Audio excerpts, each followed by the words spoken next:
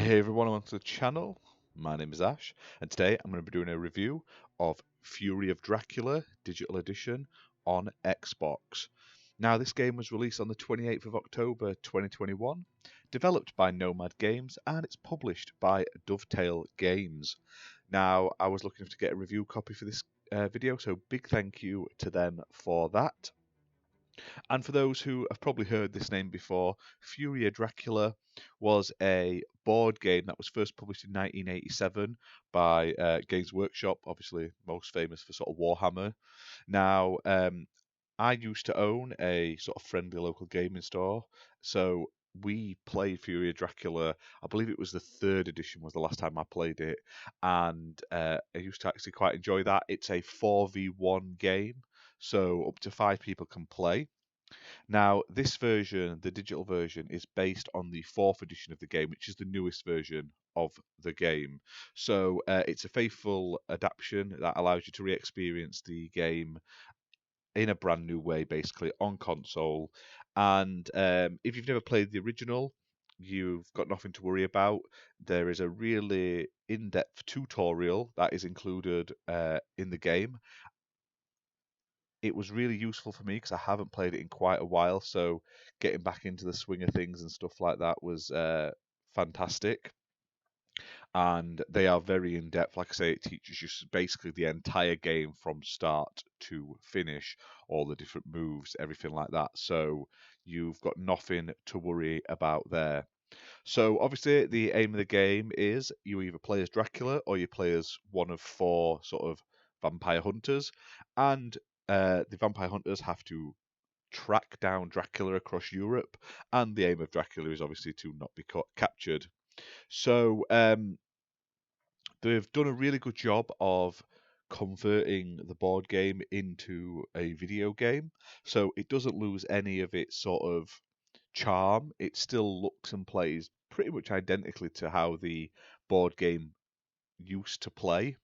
Now they've made it so obviously you can play this online as well. So it's got local co-op and it's got Xbox Live, obviously online co-op. So if you haven't got enough, if you haven't got enough friends or because of COVID and stuff like that, you're at home, you're still able to play this with people online, or you can play it against computer. Like I say, it's entirely up to you. However, I always enjoy playing board games with other people, especially if you're in a party and stuff on Xbox Live, because you get the banter and stuff like that, which makes it all that more exciting. So basically, how it works is every turn you sort of move around this board, and Dracula's obviously hiding in different places. He can move around. The vampire hunters are sort of chasing him, trying to catch him up, and it takes place over like through different days and night cycles. There is combat in the game, and it's all about movement and teamwork basically. So the vampire hunters, they have to obviously work together and coordinate their movements to basically trap in Dracula. So the best way to do it is sort of like slowly sort of lock him in. So sort of work out roughly where he is and then slowly cut down that area until you basically catch him. But then like Dracula's got loads of sort of tricks and traps that he can place to sort of send the people, the hunters, in a different direction, or to sort of trap them, fight them, etc. So the combat is really cool in this game. There's animation, so they haven't overdone it. Like I've seen some of these like board games that have been turned into video games, and they make a right song and dance about it. They um they just don't get it right. They overdo all of the animations, all of how it works, how it plays, and they sometimes sort of strip it down to the point that it doesn't feel like the actual game it was originally based on. But this one is really, really sort of it's a really good representation of the game. Like I say, the board is the same. They haven't really changed anything. It's not the most exciting looking board, but that's what you get when it is just a sort of map of Europe. However, they've done like sort of subtle animations on the UI, obviously like around the sun and the moon and the cogs turning.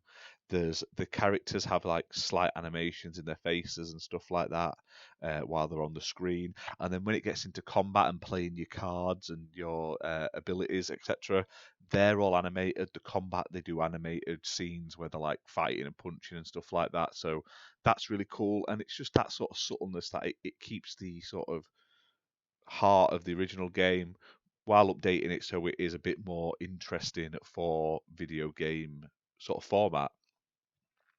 Now, a game can take anywhere up to sort of, normally it takes about an hour and a half when I've been playing, but like I say, you can get quicker games. They can be longer depending on how you play it, how many players are playing, etc.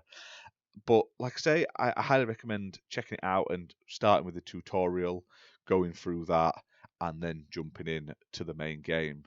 Now, apparently, according to the Xbox store website, this game has 4K.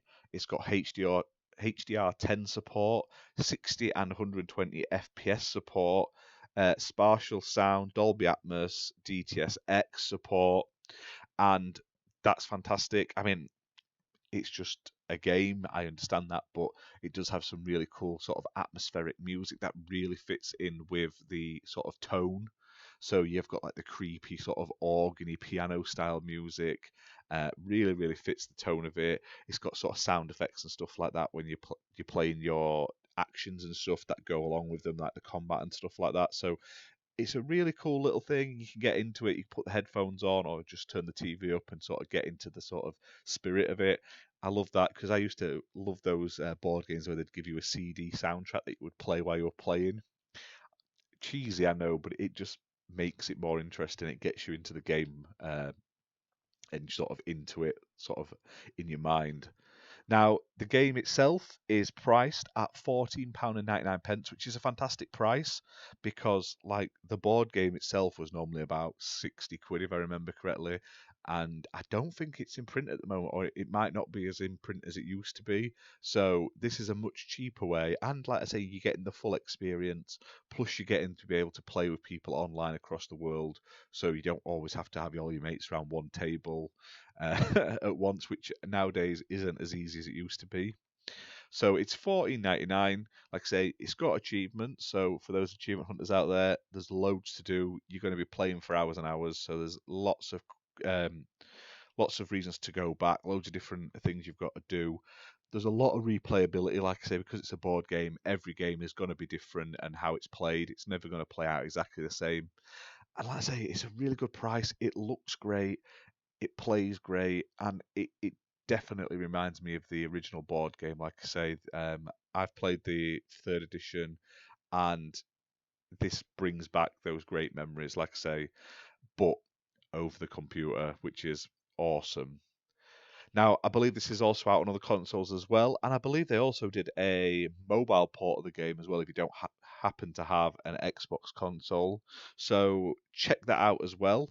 I'd love to see more from Nomad Games. I want to see more board game ports on Xbox. I'm sure I looked on Steam and it said they'd done a King of Tokyo game previously. I don't know if they've still got the rights to that, but I used to love King of Tokyo, so I'd love to see that ported over to Xbox. That is a stupidly fun um, party board game. But like I say, Nomad Games done a fantastic job here. I really hope they bring out more board games in the future because we don't have enough good board game ports. They're always stuff like it's Monopoly, it's Uno, it's Boggle, it's Battleship. We don't want them. We want these sort of really cool proper board games, like those sort of ones, the big meaty ones that take ages to play. And the joy of having it on a console is you don't have to set it up and faff about with all the pieces, etc., etc. You can just switch it on, press play, and it is good to go.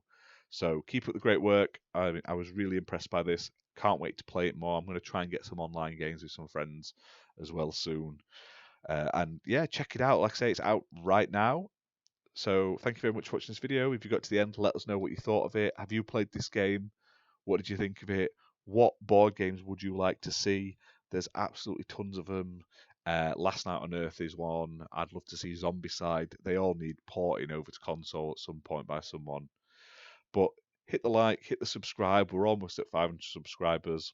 And we'll see you soon for more gaming videos. Bye for now.